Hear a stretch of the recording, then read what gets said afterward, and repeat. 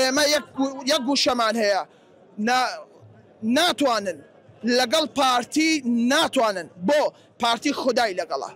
پارتی خودای لەگەڵە چەندەها ساڵ ئەلێن پارتی ئەدۆڕێ پارتی نابەدەوە دەنانە دەنگی زیاتر دێنێ هەر کەسێ بێ قسە بە پارتی دیموکراتی کوردستان بکە وەڵای کورسەکانی دابەزێ پارتی دیموکراتی کوردستان کورسەکانی بەرزەوە بووە ئەوەی کەوا خزمەتی بە ملەتی کوردەکە و خزمەت بە کەرکووکەکانەکە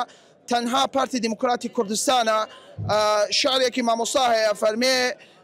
بێوەفا بمرێ ڕۆژێ هەزارێ گشتی وە قوربان یەک وەفادارێ هەموو ئەوانەی کەوا لێرن بە وەفان بەڵام کۆمەڵێک کەسی تێکدەر لە هەر لایەنێکەوە هاتبێ غەڵەتی کرد غەڵەتێکی گەورەی کردە کەوا کۆمەڵێک گەرمە شێوێر هاتوونە نەتەناو مجتەمەع کە ئەوەش یاسا دەبێ یەکلایی بکاتەوە و ئینشاء الله دەنگی پارتی و کاندیدەکانی پارتی سەرکەوتووە بن نەک کاکشەهۆ هەموو کاندیدەکانی پارتی بەبێ جیاوازی ئینشاء الله هەمویان سەرکەوتووە بن